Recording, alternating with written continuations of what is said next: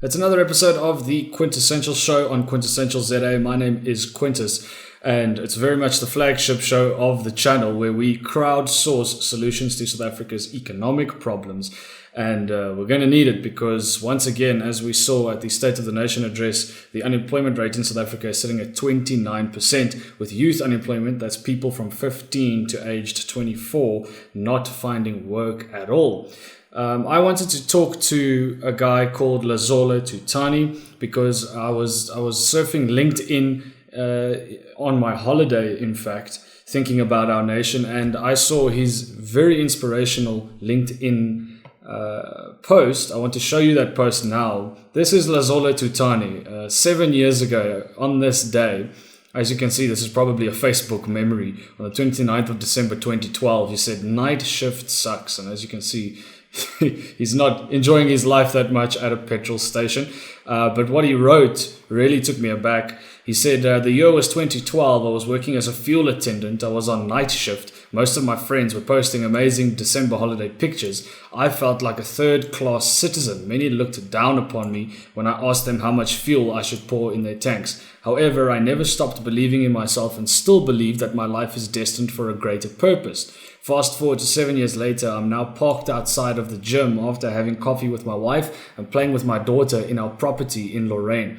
I'm the youngest manager of an engineering department in our organization. I lead a team of engineers and technicians and supervisors which are double my age. I've traveled to over 4 European countries. However, this is just the beginning. However, I would have loved to have a conversation with this young guy just to tell him to not stop believing. This is just the beginning, and I'm sure my 40-year-old self will have much more to say about this day in 10 years' time. Well, I decided to give a call to Lazola and have him on the Quintessential Show so we could talk about, just the progression of his career so that we can give our youth something to look at and something to learn from in terms of how to get a job, how to progress, what to study, and all of that. Now Lazola works at Continental, and he's been doing that for the last 7 years as a plant mould engineer. Let's find out more. My guest is Lazola Tutani here on the Quintessential Show, and as you have seen by his really incredible LinkedIn post, he started off as a petrol attendant and is now a plant mould engineer at Continental Tires here in South Africa. Is that in Port Elizabeth, Lazola? Yes, it's in Port Elizabeth. So we're a tire manufacturing company based in PE. Yeah. Based in PE. So take me back to your transition from petrol attendant to plant mould engineer. Which petrol station were you working for at the time in 2012? Yeah, so I was a petrol attendant for Engen, South Africa. At the time I was studying, I was doing my diploma in mechanical engineering, and part-time I was working as a petrol attendant. So yeah, it was very interesting. Time. So were you using the money that you were getting from being a petrol attendant to basically finance your studies? No. So I was studying. I had a bursary to study. I was basically using the money for odds and ends for myself, so that I can buy stuff like clothes and stuff like that. Because at the time when I was studying, some of my other friends had started working. So they went from matric straight to working. So, I just wanted to be able to earn a living and just to understand what it means to work. Yeah. So you started studying mechanical engineering through Nelson Mandela University and being a petrol attendant at the same time. So when it comes to plant mould engineering, do you have to be a mechanical engineer to do this kind of job, or is there an entry, what is the barrier to entry for somebody who's just left matric tomorrow and who wants to start working towards getting a career exactly in the kinds of work you are involved in? Yeah, so in my profession, which is plant mould engineer, so basically there's two main, and there's the third one. The first one is obviously mechanical engineering. Second one is industrial engineering. And then the third one is process engineering or chemical engineering. So basically, either one of those three fields can get you to being mold engineer because you are responsible for the process mainly and ensuring that there's maintenance modifications are done to standard, and being able to interpret technical mechanical drawings of the tire mold itself and how it needs to be. So, yeah. Yeah, well, that's kind of technical work. I mean, is it a process of getting better and better at the job that you do? I mean, what happens when you get into the company? Do people do they show you the ropes? Do they tell you, how to get a tire created? Because I mean, I'm pretty sure there's a lot of people who can probably, change a tire, but they don't know the process of actually getting a tire to market, type of thing. Give us a little bit of an insight, for somebody who's really interested in this line of work. What is the process from the fabrication to the market, basically? Okay, so our organization has got something called the induction program, where you basically get introduced to the process of the tire manufacturing. And also for engineering employees, we get sent to Europe for a week to attend something called, what is it called again? But anyway, it's got an abbreviation where you get to understand the technical process that goes into making a tire. And how I always explain the tire making process to my friends is that it's basically the same as baking a muffin. Mm-hmm. So with materials, which is your flour and your yeast. So all of that is synthetic rubber, natural rubber. You mix all of that into your bowl. In tires, we have something called a mixer, where you mix all the components together, and then you get your dough. So in our area, we had an area called stock preparation, where you get different types of rubber, and then you put your dough together. In our process, we call that tire building, where you build the tire in the dough state, and then after the dough state, it goes into an oven, obviously. So my molds are like the muffin pans. Mm-hmm. So basically, the tire, which is the dough, takes the shape of the muffin pan. In our case, takes the shape of the mold. And once you bake it, obviously for baking muffins, there's a recipe that says 12 minutes. For tires as well, for bigger tires, it takes longer. For smaller tires, it takes shorter. So basically, if you want to know how to bake a tire, just go and YouTube how to bake a muffin, and then bingo, a tire. That's quite something. I've never thought of it that way. I mean, that's like the fabrication process, basically. Now, tell me, you've been working since about 2012 with Continental, or about 2013, right? 2013 February. It was the 2nd of February when I started. Yeah, so it's like basically this month, a couple of years ago. But in terms of seeing the process get done of creating tires and everything, what does the technical leap look like? Because obviously we're seeing in all industries, we're seeing a level of technological expansion occurring inside factories and all these kind of things. So during the years that you've been working for Continental, have you seen technology flood into the sector and either make your job easier or replace some of the tasks that you've been doing? I mean, how much has automation actually played a role? It's played a huge role in our organization. So around 2013, I would say about 60% of our processes were mainly manual, and we had about 40% semi-automated processes. Now that semi-automated processes are now sitting at about 60%, meaning in our organization, we prefer the collaboration part instead of the full autonomous part, because obviously we have a responsibility for employment in our industry.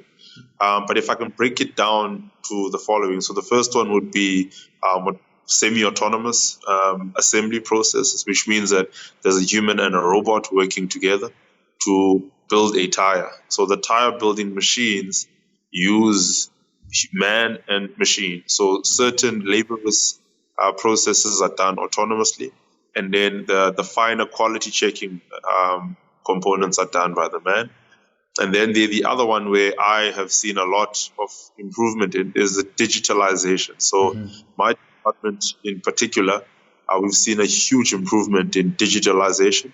So as you might know, molds, we have a lot of molds for different tire sizes. So we've got an inventory base of about 1,000 odd molds that we need to manage. So same as Pick and Pay. In Pick and Pay, we've got a flour.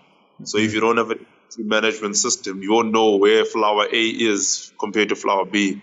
So we introduced the inventory management system, which uses barcode tags and scanners as the first one. And the second technological advancement we've had in my department is digitalization of processes, meaning we used to sign off documents paper-based. Now we're using tablets and PCs to document the processes. So those are the two main advancements in the mold shop.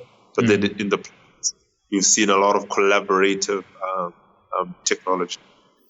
So because, automation is this thing that is looming over industry and threatening to, kind of automate people out of repetitive tasks. And a South African who's just left matric, and I don't know how well we have equipped people with coding and that kind of stuff. Like our last cohort of matrics who just now are entering, studying, or just our last university graduates who are now entering the workplace, whether or not they are fully equipped.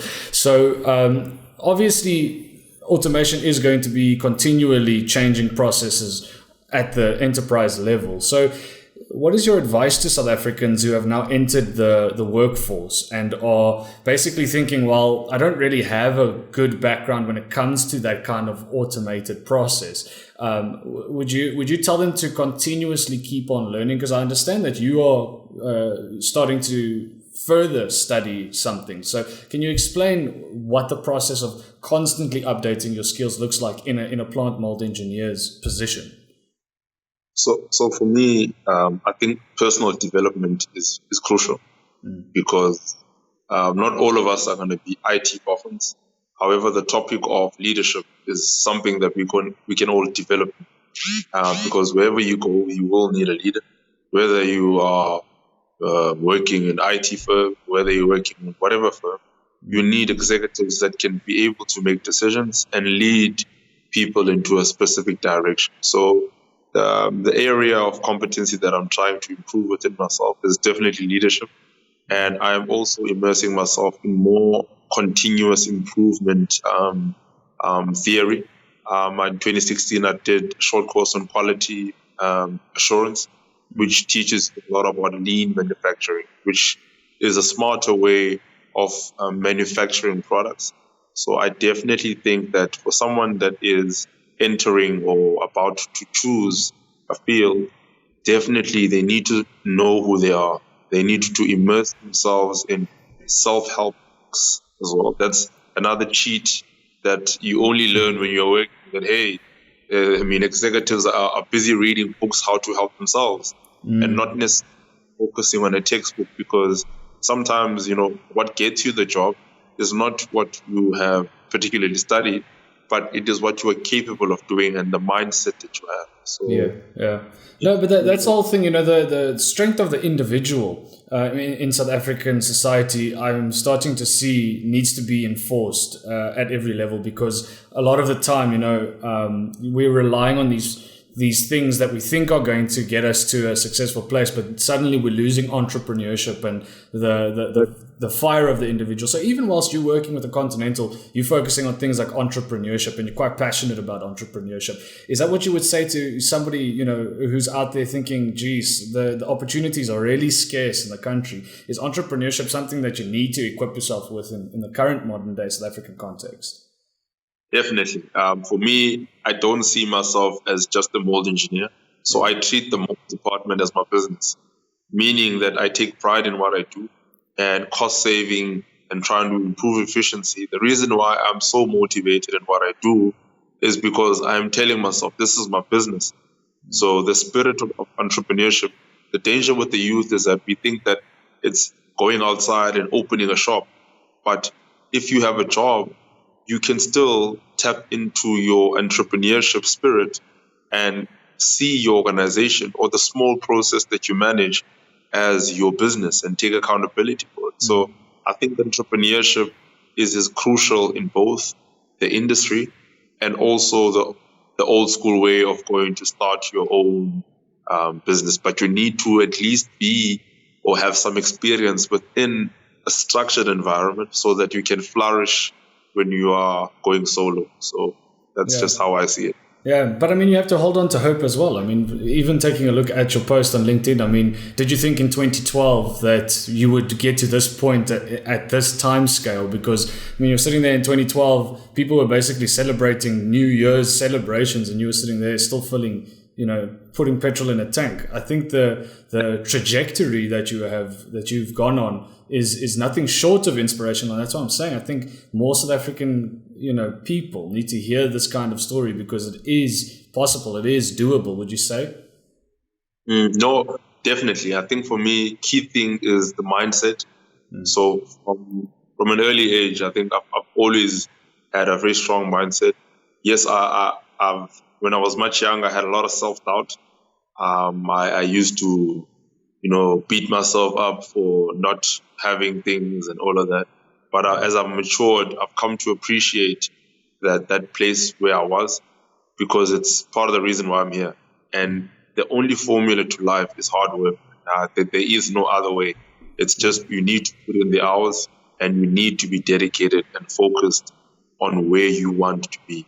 Yeah, I can tell you like formulas, Lazola, because I took a sneak peek at your Facebook, and you were talking about something called the Hedgehog Concept, and this is a personal thing that you kind of center yourself around. So, I mean, obviously, if somebody is not having the time to read a self-help book today, or something like lean manufacturing or something, what is the Hedgehog Concept, and how can people apply it to their day-to-day workings and operations in their own companies?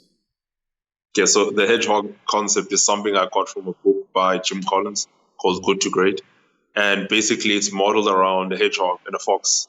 So the hedgehog only knows one thing, that's rolling itself to protect itself. And the fox tries various ways to try and catch it, but it doesn't succeed. So it alludes to companies that have a focal point always succeed, whereas companies that keep trying different tricks never succeed. And the Hedgehog Concept is broken into three spheres. It is what are you best in the world at, and what are you passionate about, and what drives your economic value. So the perfect example for someone like us in the youth would be a company like Facebook. Or Facebook also lives by the Hedgehog Concept. So they're passionate about connecting people. They're the best in the world at connecting people. And what drives their economic value is them connecting people. So I think that is something that I apply in my personal life, because I live by trying to find things that I'm good at, things that drive my economic value, and things that I'm best in the world at. And that's why leadership for me and personal development are things that I'm really driving, because I know that I have the capability of being the best in the world at those. And I'm really passionate about those. I noticed that you took part in a leadership summit where you were one of the speakers there, which I think is really great, because you are getting the word out there of the progression of your career. And like I said, I think most South Africans need to hear that. But is that what the next 5 years kind of look like for you? I mean, are you continuing studying? You want to get into leadership roles? Do you want to continue kind of leveling up in the company as well? No, for sure. So for me, next 5 years includes MBA certification and definitely being in an executive role. And the third thing was I only live in threes. I don't believe in having 20 goals. You must have three focal points. And the third one is speaking more, engaging more, and then sharing more knowledge with those that are still in the baby steps of their career, so that I can lift more people up. So in summary, MBA, executive, and then sharing my life story with more people. Yeah, I definitely think it's a winning formula, because I'm looking at just the president's newsletter yesterday about this youth intervention program that they're trying to exact. We're trying the 6-pronged approach to maybe making a couple short courses that we can quickly get our youth into, because the unemployment rates are sky high. But getting people educated and graduated is a very, very key thing that we need to start looking at. But starting to tweak it in ways where both work experience, job experience, and the technical side of learning is coming together, but trying to nip it in the bud and quickly get people into industry. So I think keep on doing what you're doing. I think government and private individuals are going to have to try and work in part and parcel and in tandem to try and get the unemployment rate down in the country, because it just keeps getting higher and higher. But a story like yours, it genuinely, I really think it shows that you can go from one industry into the next and continue to level up. So Lazola, thanks for joining us on the show today. You've inspired me. I'm gonna send this link to whoever I can, just to give them that extra boost that they need, because some people really, I think they need that boost and they need to see stories, because all they get is the doom and gloom in the media, and it's kind of that thing. Do you find that that's kind of what's happening in the country, or the current mood? It's terrible. I think what's happening in the country, it's a lot of negativity, and negativity sells papers, unfortunately. Yeah. But I feel also very hopeful, because there's a large group of South Africans that have grown up in the new South Africa, and we just want the best for the country, and we know only one thing, that is pursuing excellence. So I feel like the youth are the only hope for the country, and we know what it means to be great, because we grew up in a very integrated childhood, where there was no racial barriers. We played together, basically grew up together. Yeah. So it means that at least we have that advantage where we can really try and push our country to being the best that it can be. So I, for one, try to block out the negativity, and I try and focus on the positive things that we have as a country, so that we can drive forward.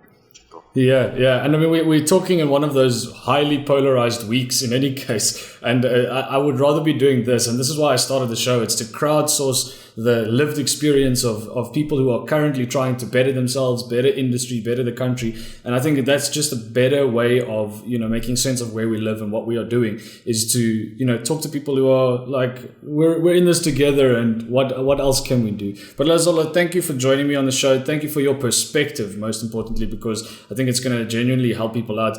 And now we can go and share this on LinkedIn and inspire some other people. How about it? Yeah, all right. Thank you very much. Okay, Lazola, you have a good afternoon further, okay? Good luck with your studies. Too, I believe you're writing a test. Good luck. What's the subject you're writing for? So we're writing legal practices. So it's a lot of law terms. Oh. Hey, good luck with that. I give you all the luck. All right. Lazola, let's keep in touch. Let's keep on building South Africa. How about it? Great stuff, brother. Thank you. Enjoy your day as well. Cheers, bud.